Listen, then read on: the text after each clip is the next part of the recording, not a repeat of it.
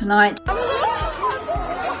the Muslim community condemns the recklessness of an apartheid state as Israeli police and settlers force their way into the holy Al-Aqsa mosque, detaining 350 worshippers and injuring scores of others. And a 7 centuries-old handcrafted Iranian bowl, used as a vessel for dates and soups in Ramadan, will be the face of Canada Post's latest Eid stamp. Later in the show, the recent Quran desecration in an Ontario school, and how the board school members are handling the Islamophobic incident. What we heard over and over again was, I just need to make sure that, my little sister or my cousins that are coming up do not experience this. Assalamu alaikum and good evening. This is Muslim News Canada on Muslim Network TV. I am Catherine Bullock.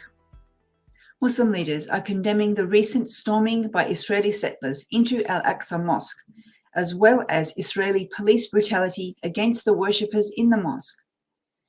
Indonesia, Pakistan and Turkey have issued statements calling the attack reckless. Scores of Israeli settlers forced their way earlier today into the Al-Aqsa Mosque complex in occupied East Jerusalem. Israeli police detained around 350 worshippers from inside the mosque complex. They smashed windows, threw sound bombs and beat worshippers with batons. Several extremist settler groups are calling for incursions into Al-Aqsa Mosque complex and bringing animal sacrifices to mark the Jewish Passover holiday, which is between April 5th and 12th. A 700 years old handcrafted medieval Iranian bowl will be the face of Canada Post's new Eid stamp. Canada Post says in a statement that the stamp is made in the month of Ramadan, when Muslims in Canada and the rest of the world fast as an act of self-purification. The bowl is part of the Royal Ontario Museum collection. According to Dr. Fahmida Suleiman, curator of the Islamic World Collections at the museum, the bowl would have been used as a vessel for dates and soups by countless Muslims over the centuries. A poem is inscribed on the bowl for its owner. The Organization of Islamic Cooperation, also known as the OIC, has denounced the violence and vandalism against Muslims during the Hindu festival of Ram Navami in India. In a statement released on Tuesday, the OIC says the 9-day festival was an example of growing Islamophobia in India. India's foreign ministry, in response, has condemned the statement, saying the OIC has a, quote, anti-India agenda. During the festivities, Hindu crowds carrying tridents and swords passed through Muslim neighborhoods, raising hate slogans. In some instances, the pilgrims set homes and shops on fire. According to media reports, at least 2 people died as a result of the violence.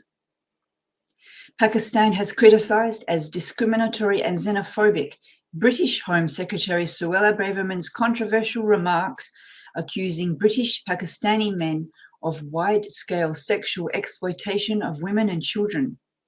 In an interview about child sexual abuse with Sky News earlier this week, the British Home Secretary claimed that there is a predominance of British Pakistani males who hold cultural values totally at odds with British values. Braverman made the comments even though she was informed that a Home Office report concluded that most child sexual abuse gangs were made up of white men under 30. The Pakistani Foreign Ministry spokeswoman says Braverman is branding the criminal behavior of some as being representative of the entire community. Please stay tuned. We will join you after a short break. Assalamu alaikum and Ramadan Mubarak. I'm here to ask you to support something which we are watching right now, Muslim Network Television. Just like PBS, NPR, or even your masjid, we depend on your donations. We broadcast Muslims, we put Muslims on air, we bring good news, we counter negative media with positive media. And here is an example. When the terrible earthquakes hit Turkey and Syria, Muslim Americans donated $100 million within 5 days. That was more than what US government gave in the same time. Getting our news out is what Muslim Network does. This Ramadan, stand for your community. Donate to Muslim Network. Do it now. Visit muslimnetworktv. Thank you so much, and Assalamu alaikum. In Ramadan, Muslims try and read the entire Quran cover to cover.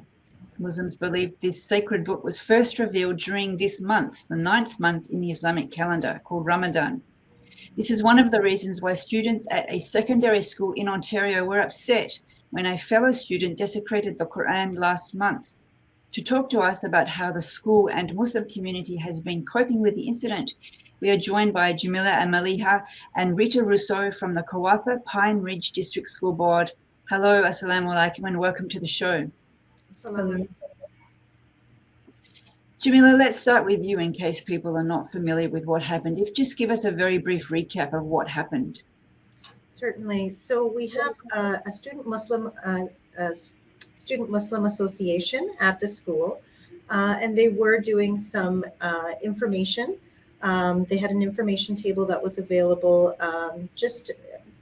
basically explaining the Muslim faith and explaining what Ramadan was, and just really, trying to help others understand the culture. And part of that was having some copies of the English translated Quran available. And if a student asked to have a copy, then they gave a copy. And unfortunately, one of these copies ended up in the hands of a student that chose to tear pages out of the Quran and, make some rude gestures. So certainly, once the school was made aware of the incident, they recognized the severity of the incident and responded accordingly.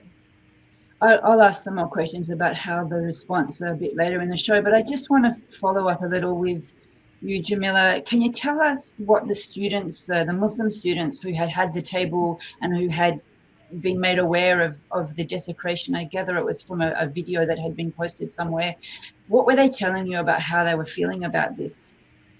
Well, certainly as expected, they did feel very, very hurt, and they felt unsafe in the environment. And truly, I do want to express, though, that they went very quickly to how can we educate this person? How can we educate other students so that this doesn't happen again? And they did come to the table, so to speak, with forgiveness in their hearts, and but really with a determination to make sure that other students felt safe in the school and that an incident like this wouldn't happen again. Rita, your school board condemned the incident immediately and expressed their concern that something like that wouldn't happen again. Can you tell us how you did address that with the teenager involved? Well, absolutely, we do not tolerate any act of hate, and we were very quick to make sure that that was very public. With respect to the individual student, there were consequences, and we are absolutely committed to ensuring that there is accountability. Now, because this is a young person who's involved, I'm not going to share what that was. But I assure you that there were absolute consequences for the student who participated in this horrible act. I don't quite know exactly how to ask this question properly, but sometimes teenage boys get, roused up and do pranks and things like that. They think it's just a bit of fun, poking, teasing. I wonder, Rita, if you can maybe just tell us a little bit more, I don't know, like about the mindset or these kinds of incidents, like what do you think they reflect? Well, I think this incident very clearly shows us that we have work to do, right? Whether or not this particular individual engaged in an act that was, intended to have some other desired outcome, the impact that it did have was quite significant. So how are we going to move forward? We have been very, very intentional around education and training. We are seeking to find ways to ensure that the students and the families that were impacted, that their voice is being centered, and finding ways for the student who, we'll name as the perpetrator, so to speak, is doing some learning and follow up with the students and the community.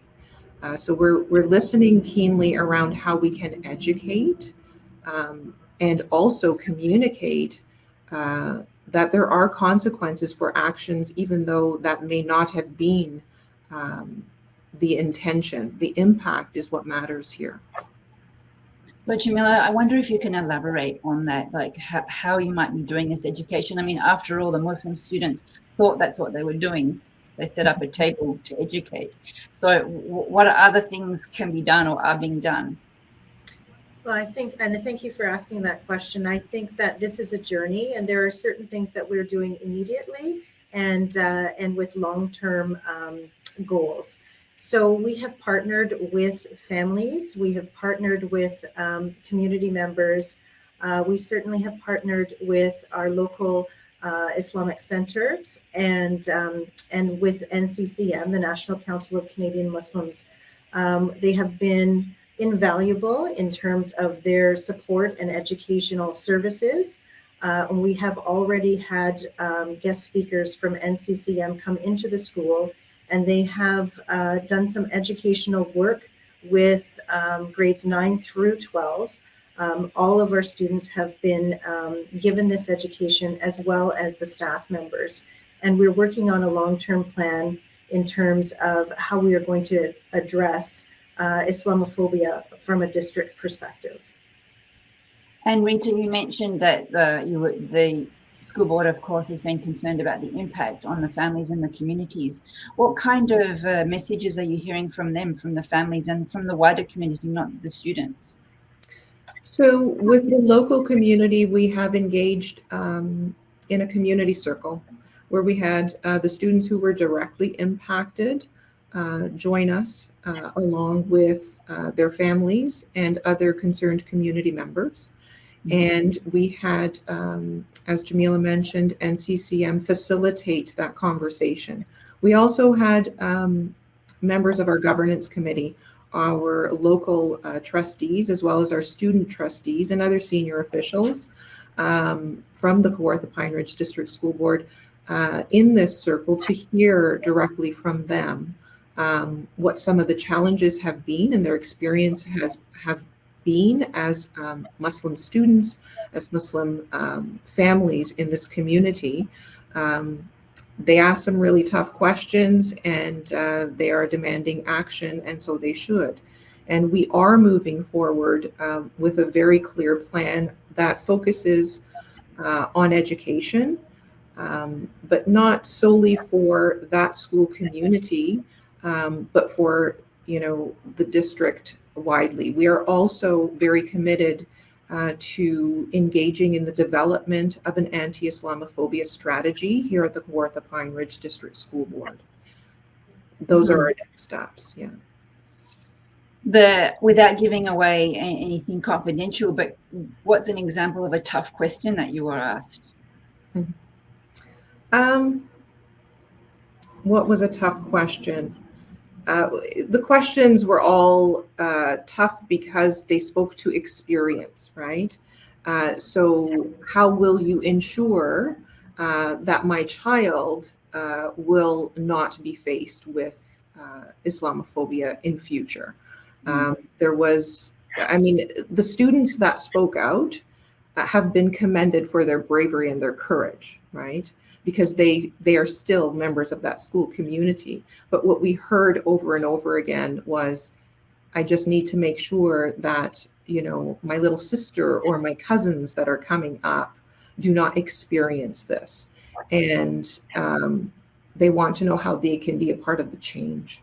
And so we're looking at this as an opportunity to move forward in a positive way with hope for positive engagement in the future.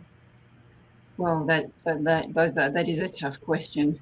Thank you for sharing that with us. We're out of time. Jamila, do you have the 10 seconds last word you want to put in? I do appreciate that.